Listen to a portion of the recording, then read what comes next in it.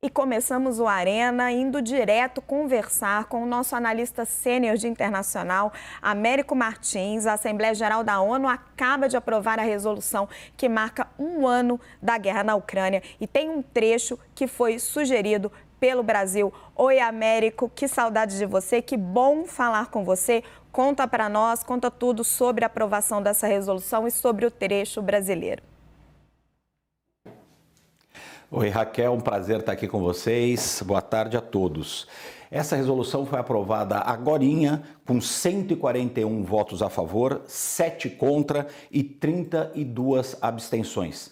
Essa resolução condena a invasão da Ucrânia pela Rússia pela 4ª vez na Assembleia Geral da ONU, mas tem uma novidade. Ela também pede uma paz abrangente, justa e duradoura com o fim das hostilidades. Então é a primeira vez que a resolução da ONU, além de criticar a Rússia, ela começa a falar num esforço diplomático que poderia levar ao fim do conflito. Foi justamente essa a sugestão do Brasil. O Brasil brigou lá no Conselho de Segurança da ONU para incluir essa resolução, essa frase na resolução, e foi aprovado agora. Eu queria destacar algumas coisas, Raquel, se eu puder. O Brasil justificou o voto antes de apresentar esse voto. O embaixador brasileiro disse que o Brasil está pronto para participar do esforço por uma solução duradoura no conflito e que apoia o fim das hostilidades sem nenhuma pré-condição de qualquer um dos lados. Então, o embaixador brasileiro ali vocalizando qual é a posição do presidente Lula de não interferir no conflito e tentar ser um dos mediadores da paz aí. Raquel. Américo, havia uma expectativa de que se conseguisse uma votação recorde, porque sabemos que essa votação ela é simbólica, né? Se não for aprovado pelo Conselho de Segurança, ela não tem nenhuma aplicação prática. O poder é mais político, é uma resolução para pressão. Foi obtida essa votação recorde que a diplomacia brasileira esperava ou não? Não foi.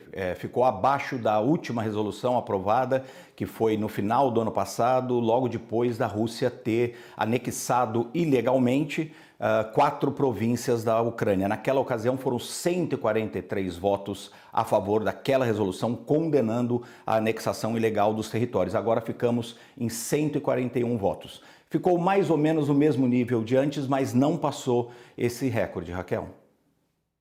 Américo, muito obrigada. Uma boa noite para você aí em Londres. Vamos agora ao nosso debate. Tiago, começo com você. Qual é a verdadeira relevância desse tipo de resolução? Se não me engano, é a 3ª ou a 4ª resolução que se aprova pedindo o fim das hostilidades e, na prática, a guerra vai se acirrando. O nível de beligerância, o nível do conflito está só aumentando. É o drama da guerra. É o drama da guerra e me parece que todas essas resoluções que vão sendo votadas ao longo do tempo, elas visam não apenas estabelecer um lapso temporal, uma extensão desse lapso, para quê?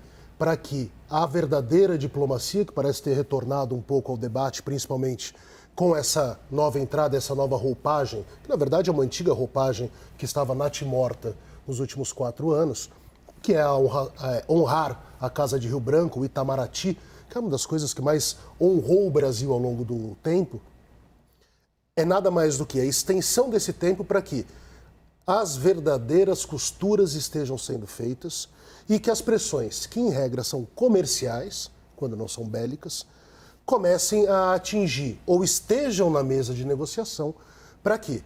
Para que definitivamente as agressões iniciadas pela Rússia cessem de ambos os lados e se alcance aquilo que todos almejam, que é a paz. Principalmente no momento de escalada retórica, quando Putin sai do tratado bilateral de não proliferação e de controle de armas nucleares, quando os altos generais russos começaram, e já começaram há um bom tempo, a falar sobre o uso de armas táticas nucleares, que seriam armas de menor porte, mas bárbaras e terríveis, como qualquer arma nuclear. Então, é o gozo de um tempo, mais uma sinalização de todos os países, 141 países, dos 170 e poucos que fazem parte das Nações Unidas, para que, em breve, se alcance a negociação direta e real para que as agressões parem. Agora, é torcer, né?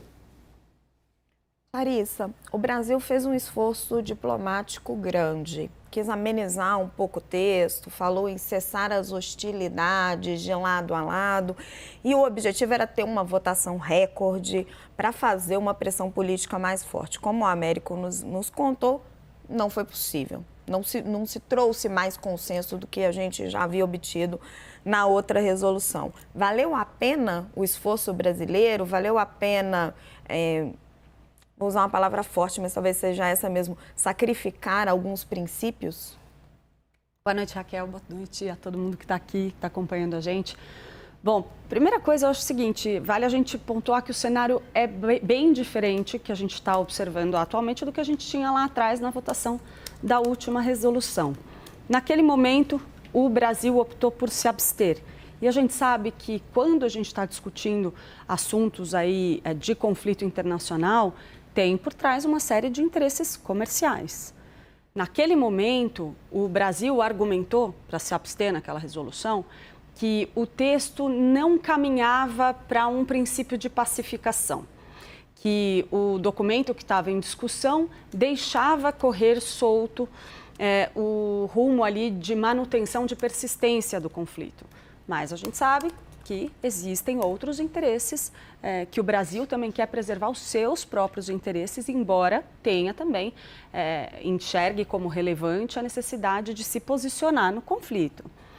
A abstenção naquele momento teve muito a ver com esse cenário. Agora, o quadro é diferente e por isso o Brasil optou por sugerir justamente um trecho que caminhasse para a pacificação. Porque aí o Brasil diz, olha, eu não vou me abster mais, porque eu enxergo que há terreno para avançar na direção de uma pacificação. Então, com isso, você retira um pouco de toda a tensão, toda a pressão que existia naquele momento do conflito, que esbarrava em questões comerciais, imposição de sanções comerciais severas que poderiam impactar no comércio bilateral no Brasil. Com a Rússia, por exemplo, né, que é um parceiro importante. Então, tudo isso está correndo ali nos bastidores por trás de um posicionamento brasileiro. A partir do momento em que o governo brasileiro propõe ainda por cima a inclusão de um trecho que caminha para a pacificação, fica ali uma posição muito clara, como o Américo bem reforçou, que foi apresentado na justificativa do Brasil. Olha, eu deixei de me abster porque eu vejo terreno para caminhar para a paz. E aí entra um outro critério que é importante para o governo brasileiro. A gente sabe que o presidente Luiz Inácio Lula da Silva quer sim se apresentar ao mundo nesse momento, neste início do governo Lula, como uma figura de expressão internacional grande. E ele quer se apresentar como um pacificador. Ele quer se colocar como o oposto do que foi o presidente Jair Bolsonaro, que tinha uma posição muito mais conflituosa em relação à defesa de determinados princípios que guiavam o bolsonarismo. Então, acho que é esse conjunto de circunstâncias hoje que permite que o governo brasileiro adote uma postura diferente na discussão dessa resolução na ONU. Joel, Clarissa está mostrando claramente como o Lula quer marcar a diferença com Jair Bolsonaro. Você acredita que ele consegue ocupar esse papel de pacificador na guerra da Ucrânia? Eu entendo perfeitamente que o Lula e o Brasil queiram retomar um papel de mais destaque na diplomacia, que o Brasil já teve, veio perdendo e com Jair Bolsonaro chegou no ponto mínimo.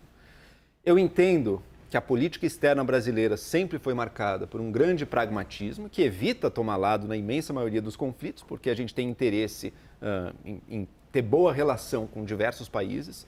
E entendo também que o objetivo máximo da nossa diplomacia seja a paz, e isso é correto. Isso é algo a ser valorizado. O mundo que interessa ao Brasil é um mundo em que a relação entre os países se dá por vias do comércio, por vias da diplomacia e definitivamente não por vias da guerra, das armas e dos poderes de influência bélica de cada país. Nesse mundo da guerra, o Brasil vai estar na pior situação possível, porque realmente não temos como nos destacar nessa situação. Dito isso, vamos olhar para a situação que se apresenta e que o próprio governo brasileiro do Lula relutou em reconhecer, mas acabou reconhecendo. A gente tem uma invasão decidida de forma completamente à revelia de todo o direito internacional, violando a soberania de uma nação democrática, que era a Ucrânia, única e exclusivamente porque ela parecia estar tomando a decisão de se juntar à União Europeia. Algo plenamente dentro do direito dela e uma escolha de uma nação democrática por se aliar realmente ao mundo liberal e ao mundo democrático. A Rússia, que hoje em dia representa a negação desses valores, invadiu o país causando morte, causando destruição, destruindo vidas, promovendo um êxodo de pessoas. Até o Brasil chegou a receber alguns refugiados, acho que até poderia ter recebido mais, mas participamos disso também. Então, a gente tem uma violação flagrante do direito internacional. E agora a pergunta é, vai ter valido a pena para o Putin ter invadido e ter acabado com o direito internacional dessa maneira? Se, no final das contas, valer a pena para ele, vai valer a pena também, o recado estará dado para todos os outros tiranos, ditadores e projetos de conquistadores que existem pelo mundo. É importantíssimo, não só para a justiça ou para o direito internacional, mas para essa ordem mundial que a gente tem das democracias liberais, que o Putin não saia dessa com aquilo que ele queria, que era o quê? Anexar parte do território ucraniano. Quando o Brasil propõe, bom, primeiro, tudo bem que é só um cessar-fogo num primeiro momento, mas já se vislumbra que ele está querendo a paz acima de tudo, mesmo que a paz venha ao custo de deixar a Rússia ficar com tudo aquilo que ela já conquistou. Quando o Brasil vai para a mesa de negociação nestes termos, me parece que ele está, primeiro, propondo algo que é muito ruim para a ordem mundial e para o direito internacional e algo que é ruim para o próprio interesse brasileiro no estágio 2, de mais longo prazo. Por quê? Porque esta paz que o governo brasileiro quer negociar a qualquer preço, ao preço de conceder uma vitória na prática para a Rússia, essa paz vai custar esta ordem pacífica, diplomática, comercial que o Brasil quer. Então, a meu ver, da forma como está sendo feita, está bastante equivocada. Agora, se o Brasil conseguir negociar uma paz com a Rússia, com o Putin cedendo o território que ele conquistou aí na última guerra, maravilha, seria excelente. Agora, quem realmente acha que o Putin vai pela paz, simplesmente por negociação, sem força, sem uma resposta bélica forte do outro lado, como tem recebido, abrir mão do que ele conquistou? Acho muito ingênuo. Bem, ele tem armas nucleares, vai ser complicado ele aceitar uma derrota completa. Hélio, jogo a mesma pergunta que eu coloquei para o Joel para você. Você acredita no Lula nesse papel de pacificador? Não acredito. Eu concordo com o Joel. A Rússia não pode sair com ganho disso. E a redação que vinha ocorrendo, que foi repetida nessa resolução, o parágrafo anterior ao que o Brasil ajudou a negociar, é muito claro. A Rússia tem que retirar as suas tropas incondicionalmente e imediatamente das fronteiras da Ucrânia. O Brasil colocou, o Lula é muito bom em jabuti, levou lá um jabuti colocando cessar hostilidades, equiparando novamente, de novo em cima do muro, né? Equiparando Rússia e Ucrânia, como se ambos estivessem, como se a Ucrânia também estivesse fazendo hostilidades iniciadas. Na verdade, a Rússia é o agressor e o invasor, né? E, obviamente, a Ucrânia tem que se defender e vai se defender, e vai ter que ser hostil.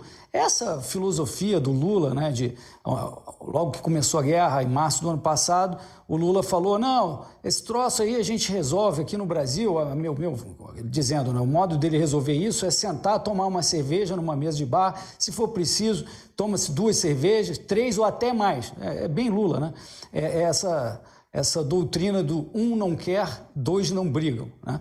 Claro que o Putin, se ele está se preparando para ter vamos dizer, um save face, como se fala em inglês, ou salvar a sua honra, porque aparentemente ele não está conseguindo ganhar a guerra e pode estar até se enfraquecendo, ele está dando corda aí para Brasil, China e tal, para ver se ele negocia algo, um save face, se por acaso realmente a Rússia precisar ou não for mais conveniente a Rússia continuar com a guerra, se ela estiver de fato no caminho de perder a guerra. Então eu leio um pouco essas últimas movimentações, um pouco suspeitando disso aí, de que a Rússia já deve estar começando a preparar um save face, salvar a sua honra.